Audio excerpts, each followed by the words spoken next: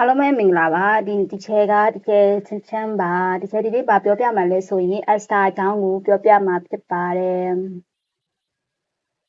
ပြီးခဲ့တဲ့တစ်ခေါက်တုန်းကကြတော့တကယ်ပါပြောပြတာကလည်းဆိုရင် acid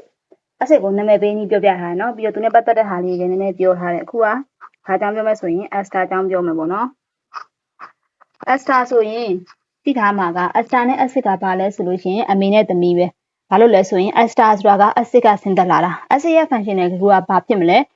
R တွေကိုဖယ်ထားမယ်ဆိုရင် COOH ဟုတ်တယ်နော် COOH ကဲ Asta ကျတော့ဘာလဲဆိုရင်အဲ့ဒီ acid ကို hydrogen တစ်လုံးဖယ်လိုက်လို့ရှိရင်ဘာဖြစ်ရမလဲဆိုရင် COO Asta ကြမယ်နော်ကဲအခု Asta အကြောင်းပြောပြမယ် Asta ကိုနာမည်ဘယ်လိုပေးမယ်ဆိုတာပြပြမယ်ကဲ Asta ဆိုတော့ acid ဆိုရင်ဘာလဲ COOH ဟုတ်တယ်မလား Asta ဆိုတဲ့ကြောင့်ဘာဖြစ်မလဲ COO ဟုတ်တယ်နော် COO ကဲဒါဆိုရင်သူ့ကိုခေါ်မယ်ဆိုရင်ဘယ်လိုအတန်ထွက်မလဲဘယ်လိုအတန်ထွက်မလဲဆိုရင် rate လို့အတန်ထွက်မယ် acid တုံးကကြတော့ဒီချက်ဘယ်လိုပြောခဲ့လဲဆိုရင် rate လို့ပြောခဲ့မှလားအခုကကြတော့ဗာလဲ rate လို့အတန်ထွက်မယ်မက weight ပေါ့နော် weight ပဲဖြစ် rate ပဲဖြစ်ဘာပဲဖြစ်ပါအဓိကဟိုအတန်ထွက်ကိုရရင်အတန်ထွက်ကအဓိကမဟုတ်ဘူးเนาะအတန်ထွက်ကဘာမှအဓိကမဟုတ်ဘူးအဓိကကအဲ့နာမည်တွေရေးတာမှန်ဖို့အတွက် ਨੇ လက်လှည့်မှာစာအုပ်ထဲမှာခြိုက်ရမှာမဟုတ်တော့ပဲကဲ rate ပဲဖြစ် weight ပဲဖြစ်ပေါ့နော် acid ဆိုရင် rate Asta ဆိုရင် rate ကဲဘာတန်ထွက်မယ်ဆိုရင် rate လို့တန်ထွက်မယ်ကြားမယ်နော် Asta ဆိုရင်ဘာတွေ့ရနဲ့လဲ C နဲ့ O နှလုံးတွဲပူးထားတွေ့ရနဲ့ကောက်ပြောချလိုက်တော့ Asta ပဲဘာတန်ထွက်မယ်ဆိုရင် rate လို့ထွက်မယ်ဘယ်လိုထွက်မလဲစက်ကြည့်မယ်ကဲဒါကပါလဲဆိုရင်သူ့ရဲ့စာ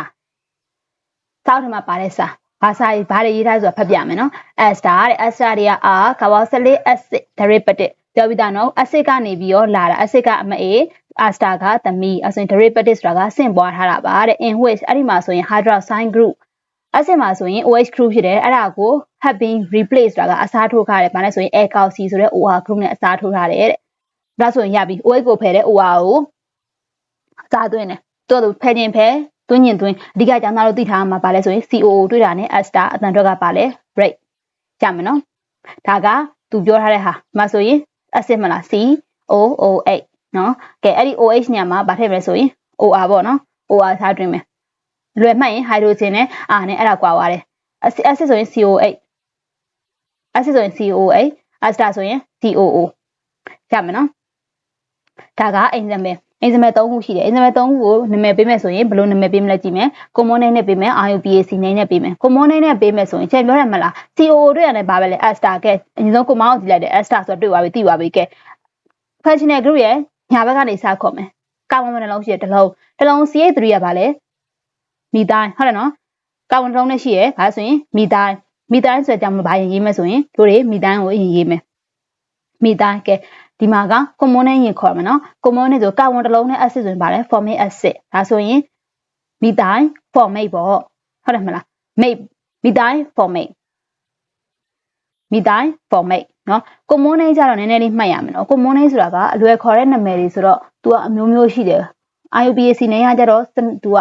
စနစ်တကျနဲ့ system နဲ့ခေါ်တဲ့နာမည်တွေဆိုရင် IUPAC name ကြတော့တို့တွေ reaction တွေမှာဆိုသူ့ပဲအသုံးများတယ် common name ကြတော့နည်းနည်းလေးကျောင်းသားတွေနည်းနည်းလေးမှတ်ပြီးနော် common name ကကဲနောက်တစ်ခုလာမယ်နောက်တစ်ခုဆိုရင် COO တွေ့ရမလားပါလဲ Asta ဆိုရင် rate ကဲလာမယ်ကာဗွန်နှလုံးရှိလဲနှလုံးဆိုကြမလို့မီလား E လား E ပေါ့ E တိုင်းကာဗွန်နောက်မှာဘယ်နှလုံးရှိလဲကြည့်မယ်1 2ဆိုနှလုံး E တိုင်း IUPAC name ဆိုလို့ရှိရင် ethanol အခုကကြတော့ common name ဆိုကြမလို့ acetate နှစ်ခုဆိုရင် acid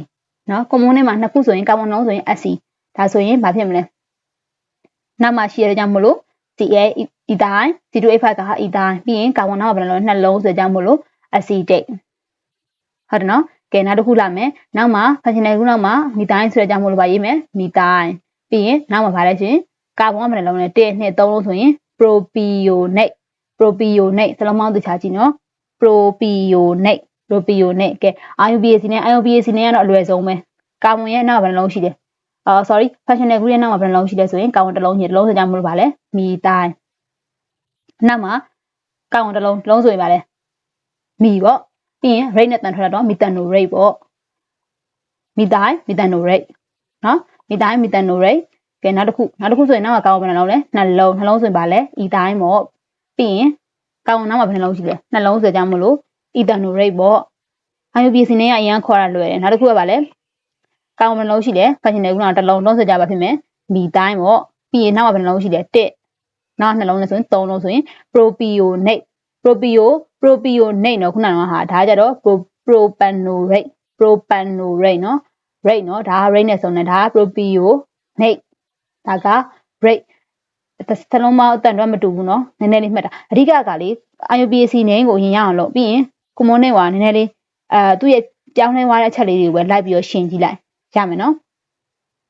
ကဲဒါဆိုရင် Aster ကိုနာမည်ပေးတာကိုရမယ်လို့တစ်ချက်ထင်တယ်အဓိကက functional group ကိုရှာဘယ်အကောင်ပဲဖြစ်ဖြစ် functional group ကိုရှာပဲရှာပြီးရင် functional group အနောက်မှာ blue ရှိလဲကြည့်လိုက်နောက်မှာရှိရဲ့လူစာခေါ်ပြီးရင်ရှေ့ကပြန်ခေါ်ဒါဆိုရင်နောက်တစ်ခုသွားမယ်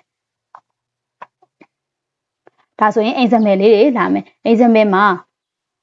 အခုဒီမှာပေးထားတဲ့ compound လေးတွေရှိတယ်ဒီ compound လေးတွေကိုနာမည်လေးပေးကြည့်မယ် IUPAC name ပေးလို့ရတယ် IUPAC name ကတော့ကျောင်းသားတိုင်းပေးလို့ရကိုရမယ်နော်ရကိုရမယ် common name ကတော့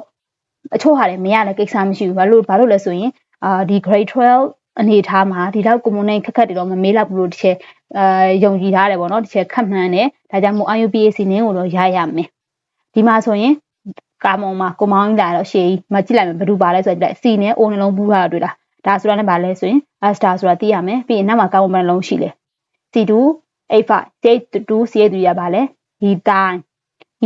နောက်မှာရှေ့မှာကာမုံဘယ်နှလုံးရှိလဲကြည့်လိုက်ပေါ့ဒီမှာတစ်လုံးဒီမှာနှစ်လုံးဆိုရင်3လုံးဒီမှာတစ်လုံးဆိုတော့ဘယ်လဲ4လုံးပေါ့ E တိုင်း butanorate ဒါကိုကိုဘာသာကိုဖြည့်ကြည့်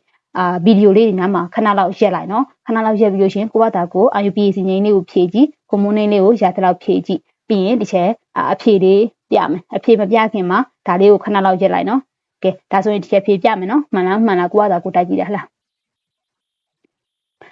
ရမယ်နော်ကဲလောက်ဆိုရင်Aster နာမည်ပေးနည်းကိုရမယ်လို့ချက်ကြုံကြည့်ရနော်